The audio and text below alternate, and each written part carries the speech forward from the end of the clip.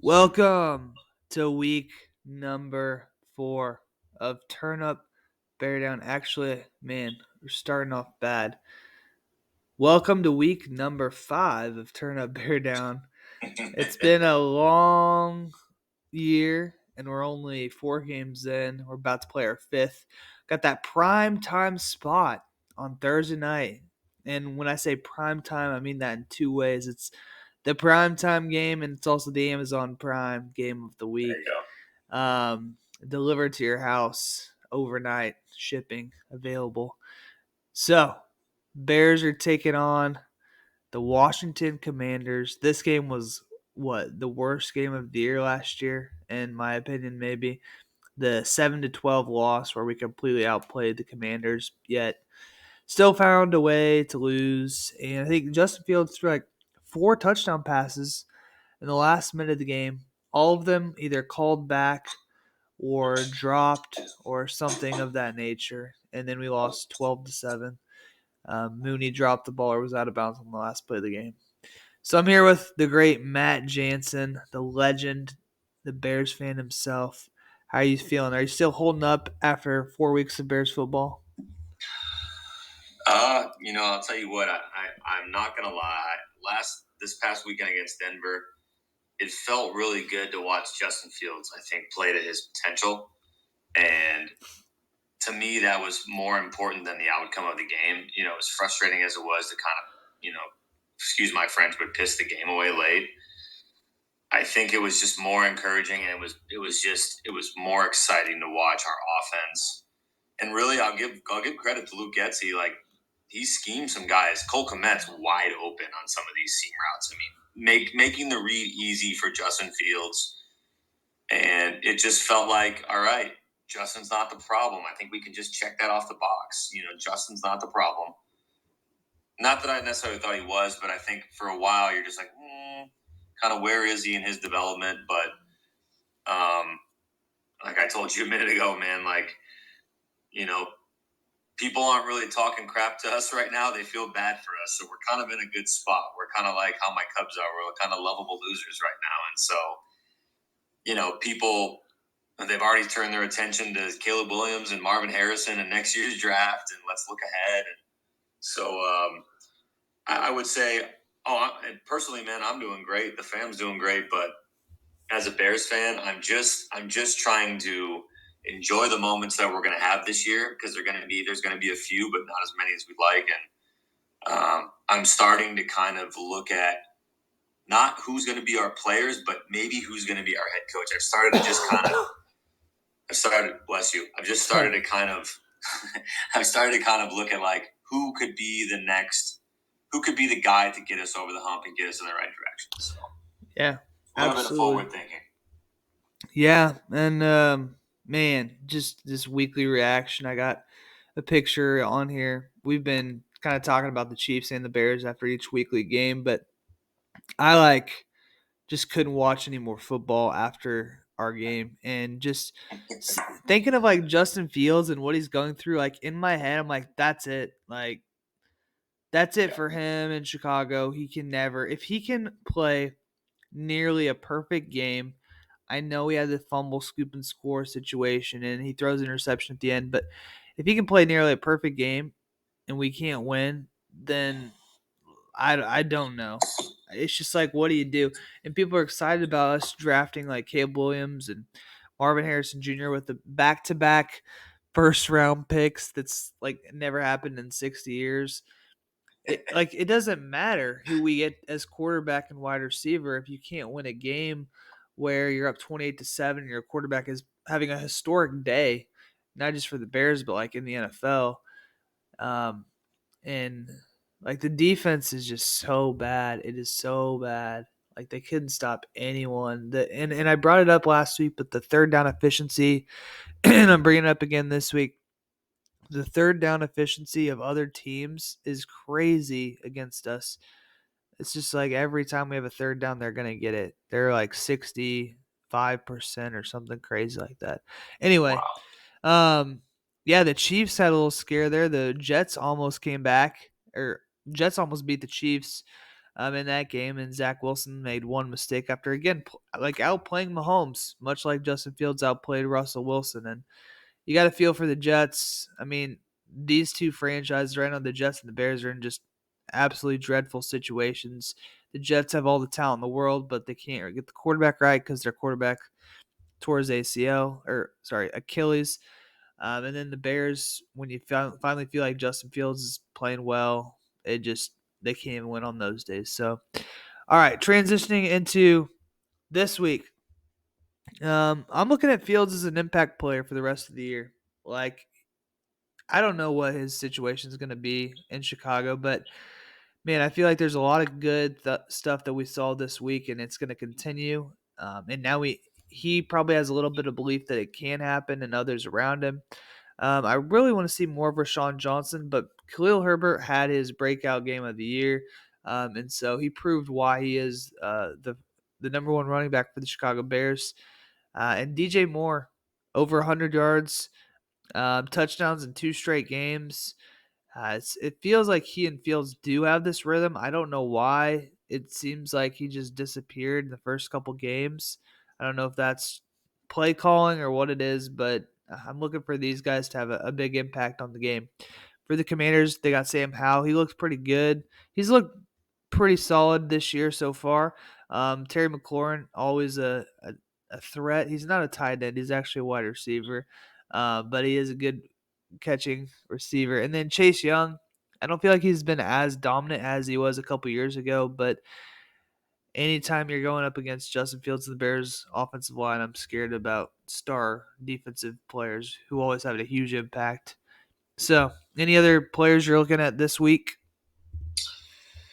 No, I mean, I would say wasn't it good to see DJ Moore like go off and like be the guy that we traded for? I think that was Absolutely. another like just good sign. And like, all right, obviously you don't know what the play call was or what the design, and obviously you want to feature him more in every game. But I will say, it was just finally good to see them connect and connect again, and then connect on a score. And I don't believe that his one and only score was a touchdown, but we'll take it at that point. Like I thought that was be messy. And I don't know. I don't know if the NFL was throwing us a bone there or not on that play, but it was good to see get him back in a rhythm. And I think you're starting hopefully to see, and it may not translate this week, but I think throughout the year you're going to see that the guys that are important in our offense, the guys that I think the Bears front office envisioned, is going to be DJ Moore, and it's also going to be Cole Kmet with Justin Fields in this offense. I think that's the passing attack. Those are going to be the focal points, and you see flashes of all pro level or Pro Bowl level, high end level ability that can put the stats up. It's just not consistent. Yeah. And so, yeah, you touched on it, man. I would love to see more of Roshan because I like how he runs. I think he brings a level, an edge, and kind of a nastiness to his running style. Mm-hmm. But Khalil Herbert, kind of said, "All right, not so fast, real quick. I can still get it done at a high level here."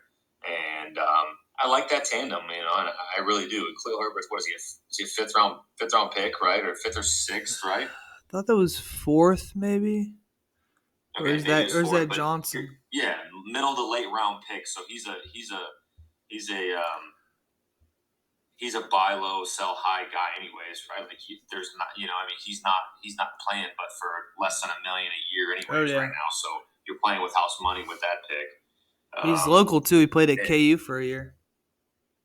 did he really? Yeah. Oh And man, he I transferred thought to I liked Virginia Tech. So him. um, so you kind of got. I mean, again, you got to see Justin just dialed in. On the other side, you got to see some of those young guys that we drafted up front, Pickens, some of those other guys, kind of make some impact plays, at least early in that first half or throughout that game.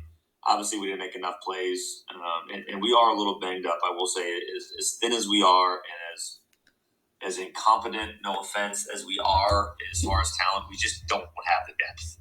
So, a lot of those guys are banged up or they're hurt or they weren't in the game, and I think that played a part of it too. And on the other side, man, I've been watching Sam Howell. I've been watching him in college. I watched him in North Carolina.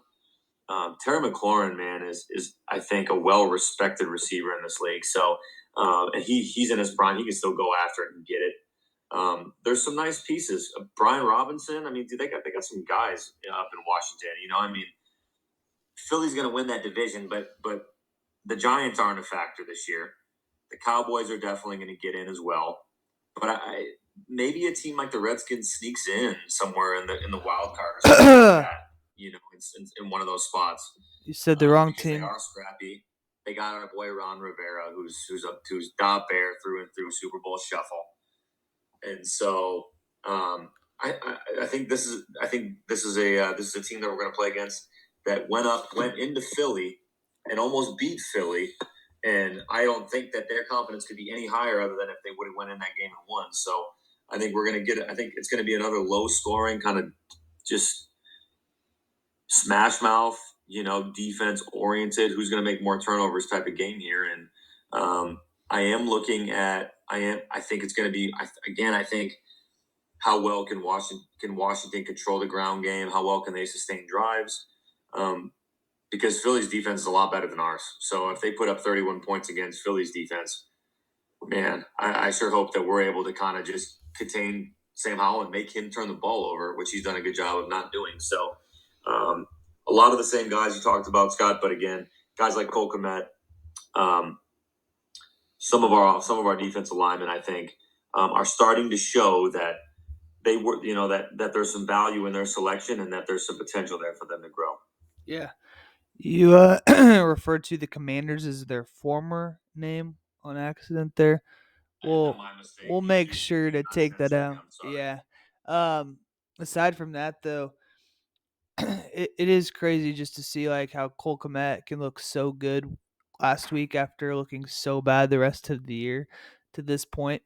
Also you said if you think it's going to be maybe a low scoring game, I mean, let we've given up 38 points, 27 points, 41 and 31. We are going to give up like probably in the 30s in this game. It doesn't really matter who is quarterback. Like our defense cannot stop anyone. It's just like in that second half of the game, I think we might have forced a 30 and out to start the third quarter, and then it was just straight points for the Broncos every drive. So going into the keys to the game, the path to victory, as we call it, the Bears are looking to sustain drives, which they were able to do last week until the fourth quarter, really. This defensive third down efficiency has got to improve. Like if if we only give up 40% of third downs, we might actually win a game on that alone. If we look into the analytics of all that, we'll have to have somebody check on that for us. It's funny, but on here I put find hope because essentially there just is like no more hope left. Even when we have the best game, we still find a way to lose. It's like stealing victory from the or stealing defeat from the jaws of victory or whatever they call that. We're just finding ways to lose. It's just like this is the Royals, this is the Cubs. Just even when they've won a game, they're still going to find a way to lose it. And you're just like, how is this possible? If they would have kicked the field goal and gone up 31-28, maybe it goes into overtime 31 all. But you just feel like Fields leaves that drive to go up, and then you go for it on a stupid run play, don't get it, and then you keep putting the pressure on him. You keep putting the pressure on him, even though he's already done the job. For the Commanders, I feel like as long as Sam Howell does his thing and they have standard offense, they should be in a good spot. Win that field position. Don't give the Bears anything easy. The last week we had good field position to start some of our drives, and that was really crucial. We started one of our drives on like the 45-yard line of the Broncos. That makes it a lot easier. And then we have really struggled in this. But if we don't get any takeaways or if the Commanders don't have any giveaways, then they're going to be in a really good spot to win this game. Because I think against the Chiefs was the only time we had any takeaways. We had 2 interceptions, and that was when the game was 41-0, so it didn't really matter at that point. Um, any other paths to victory? I guess you kind of mentioned a lot already, but Yeah, no, I mean it's clear that um, we're able to run the ball. I mean, we are actually a pretty good running. Over the past 2 or 3 years, we're a top 10 running team. Some would say a top 5. I mean, if you include Justin Fields. So running the balls really hasn't been a problem for us. Um, it's been sustaining drives. It's been getting rhythm. It's been cashing in. It's been cashing in 7. And so on the other side, let's just call it what it is. It's third. It's third down, winning third down. So the path of victory is winning third down consistently on Thursday. I will also say we really haven't had a lot of special team splashes or big plays or turnovers or anything or like game flipping, field flipping plays. So, I mean, us being Bears fans and us being watching the Bears, post 1985, I mean, we've been known. We have been known as the special teams franchise of the NFL. I mean, for the longest time with Devin Hester, with those special team coverage units, um, even post Devin Hester, we have had good special teams units. We've had Jakeem Grant had some special returns. We've had some really good coverage years. We just don't have that same level of appreciation and intensity to the third unit and the third aspect of our team. So I think that's another piece is, if you're not going to win on offense, then you're going to have to win on defense and third down. And we're not winning on defense. So if we're not winning on defense, then you're going to have to win on offense and you're going to have to win in special teams. There just can't be neutral areas. And let's be honest, I think Matt Eberflus is not playing for his job this week necessarily. I know some people said, there's some speculation out there, but I think he feels that he does need to make some things happen. He is playing for his job this year. He's auditioning for either his next job or to keep his job this year. And as much as I respect him as a coach, I do think that it's time for him to either put up or shut up. Not just this week, but for the rest of this year or for the next few weeks. And I would say that his decision making has been very questionable up until this point. Just go back to the Packers game, Scott. Right, first drive of the year. Right, we're in our own territory. I get putting your balls on the table. Pardon my French again. I get trying to create an identity. I get gambling with it. I get all that. I respect that, but when you're not a good team, sometimes you're not in that position to be able to do that. For example, if I don't have a great baseball team, then I'm not as likely to take chances. Or if I'm not in the lead in a game, if I'm not winning in a game, I'm not going to take as many chances because, again, I don't want to dig myself deeper in a hole. So I would really like us to just get back to being a good special teams unit, having some juice in the return game, bend but not break defensively, and then offense just continuing to run the ball, grind some clock out, and make this a situation where teams beat themselves and we don't beat ourselves. Teams have to beat us and we don't have to beat ourselves. So that's kind of where I'm at with it for the path of victory is I think down the stretch, we beat ourselves. The Broncos didn't beat us. I think we were our own enemy in the second half of that game. So Absolutely. Yeah. I mean, we don't have a climate and an environment right now at Hallis Hall that is a winning culture. We do not have a winning culture. So yeah. It can't change overnight, but I think whether Matt Eberflus is our head coach or not, I think, starting to develop that or making that a priority, I think is important, whether he's the head coach or not, moving forward. So Yeah. I hate to be negative, but I feel like the coaching situation is definitely something that's got to go. To be fair, he is calling defense and running the whole team as well as the head coach at this point. But it is crazy. Think about that Packers play, the first fourth down of the year. That was like almost a defining play in the season. You feel like if we get that or if things go differently, it could have changed that game and changed everything about where we were at. Could have changed confidence in fields, just a lot of things. Anyway, we got some specific predictions. An anytime touchdown for DJ Moore. Over under 2.5 touchdowns for Fields. The over under for the game is 44.5 points. Sam Howell over under 250 yards passing. I wanted to put 300, but I didn't feel like that was that possible because even though Russell Wilson had a Scotty, can you pull that graphic up? I can't really see that graphic right yeah, it should be up there for you. Are we lagging?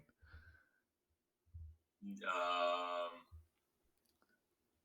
You're good. I don't. No. You can keep going. I Okay. don't see it, but I think I can. We I can got see it. It's that one. Terry McLaurin touchdown, anytime touchdown. So DJ Moore and McLaurin, anytime touchdown. Fields over under 2.5 touchdowns. That's total, not just passing or rushing. 44.5 is the spread, or not the spread, but 44.5 is the over under for the game. Sam Howell over under 250. I'm gonna take DJ Moore getting a score, McLaurin getting a score. I'm gonna say Fields is under 2.5. I'm gonna say the over under is under 44.5, and Howell will throw for 240. So I'm gonna take the under on that as well. What are you thinking?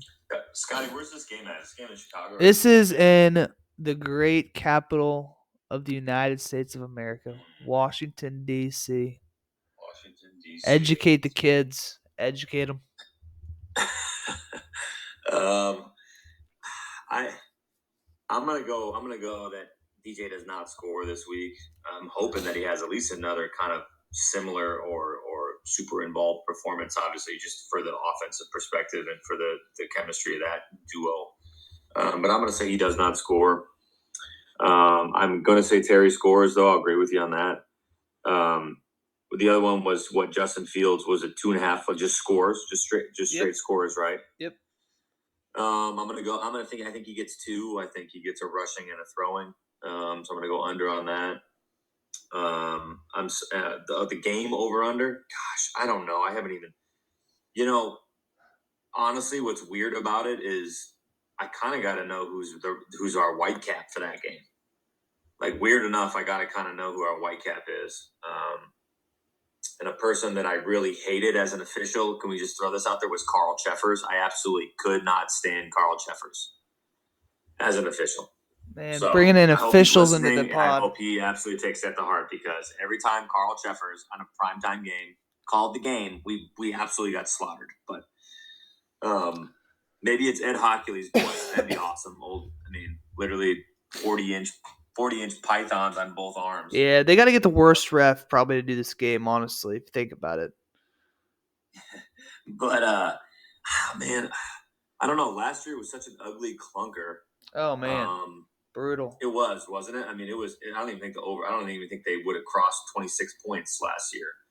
But yeah, you know what? I think both have a little rhythm. I think they're on a short week. I think they're banged up. I would take the over here as well. And then Scotty, what was the last one? Was that Sam Howell? Yeah, 250. 250. And Russell, if I'm not mistaken, threw for what last week? It was like 221, maybe 230. I think it was like 221. Okay. I'm going to say that he goes underneath that. I think it's going to be really close. I think that they're able to do some stuff with Brian Robinson and I think it's Antonio Gibson. So I don't think they need to. I think they can kind of coast in the second half. I think they get up, and I think they kind of put us away. So those are my predictions. I wish they were a little bit more educated, but I think I'm tempering my expectations, Scott. I think the Denver game, it was so awesome to see. Like I was, as a Bears fan, I was actually very proud and very, very at peace with it. You know, I was very much loving that moment. I knew it wasn't going to last forever, but I'm loving it. And I don't want to expect the world again and just come back crashing down to earth because I've experienced that way too many times. So we're gonna kind of temper expectations a little bit. Yeah. The Bears are 31st in points allowed per game at 34.3. The Commanders are 30th in the NFL in points allowed per game. Bears are 22nd in points per game. Commanders are 17th. So this definitely has like the signs of a higher scoring game according to those statistics. But all right, we got a stumper for the week. Yeah, before I move on to that, any of our viewers that do want to indulge on that over under, you probably should play that before I bet you it goes up a couple points before Thursday. So that's my little tip of the week.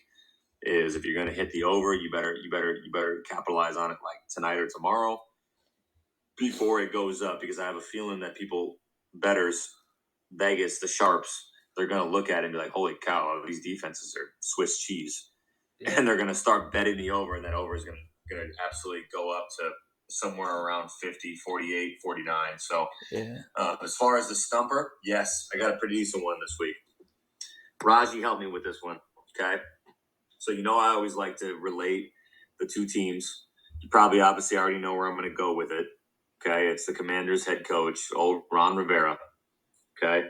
So, Scott, what I want you to do is I want you to tell me the round that Ron Rivera was drafted in. That's the first part of this question.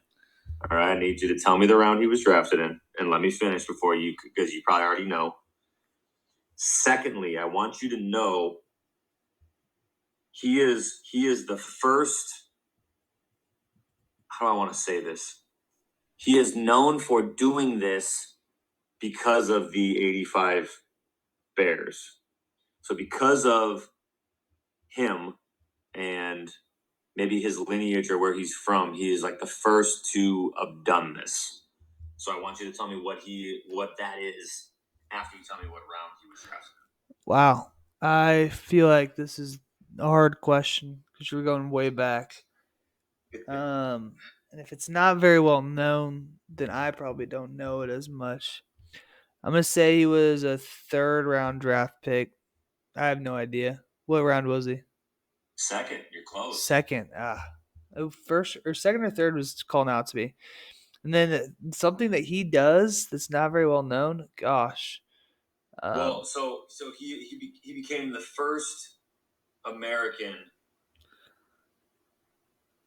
of I don't know how I want to say this, but he became the first of something to do this as he won the Super Bowl and defeated the New England Patriots in Super Bowl 10. Or is that no? That's 20. I'm sorry, Super Bowl 20. Yeah. Ooh, that's not gonna go well over with a lot of Bears fans. They're gonna be like, Super Bowl 20, you forgot that? This isn't even a real show. I don't know my. You're good. My Roman numerals. You're good. Guy, right? Yeah, that's fair. We like that. Man, what did Ron Rivera do? I don't know. You got me stumped. Oh, Is it like cue the music? Yeah, is it like dance or something because the Super Bowl shuffle? I wish. So what Raji helped me with, Rivera became the first American of Puerto Rican descent to win a Super Bowl. So he's the first American That's of awesome. Puerto Rican descent to ever win a Super Bowl, and it was with the 85 Bears. Yeah, very cool. One of the American territories. So figure that out. Yeah. All right, it's time. It is time for the prediction. I'm going Commanders 24-14. Look, after the Chiefs game, I decided I am not probably going to pick a Bears victory the rest of the season.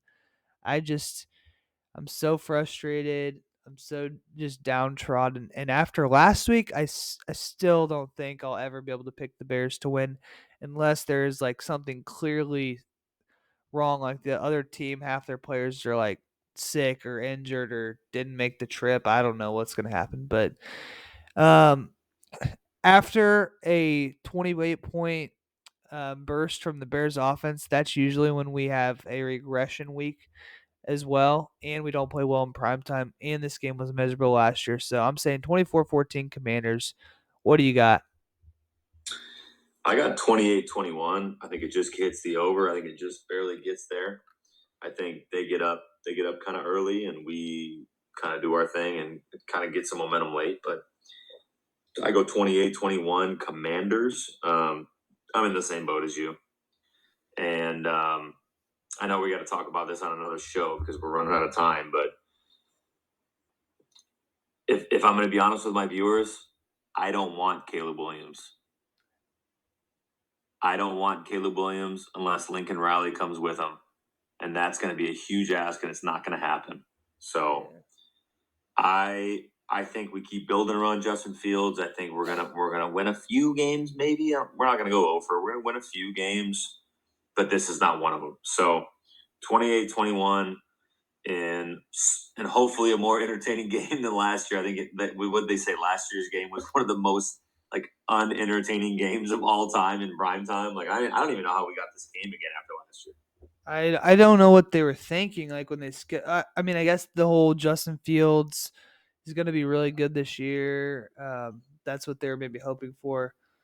But like, and it could still be fun. I think that the Thursday night games are about my favorite game of the week because it's Thursday night, and I don't know people are just like excited and about the weekend coming and football, and yeah. Also, if it's on Thursday night, that means you don't have to watch it on Sunday or Monday, which is a good thing. Okay, well, um, like you said, no Caleb Williams. I mean, that is interesting. I think offensive minded head coach, like surely somebody wants to work with a team that's going to have two top 10 picks. Um, Also, Justin Fields is only 24 years old, everyone, and this is his third year in the league. If you think about it, like if he's okay this year, I know people said he might be an MVP. That looks ridiculous now. But if he's okay this year, like how do you go and take Caleb Williams? And honestly, I have no faith that whoever we draft, whoever we pick, it's just not going to work out anyway. So just forget about that. Stick with Fields. If he can't get it done, he can't get it done. Get a good backup. Let this Bajan guy maybe play towards the end of the year if nobody can figure it out, and then we'll pick another quarterback that will never work out. It's just what we do. So Yeah. anyway, that's gonna do it for this edition of Turn Up Bear Down.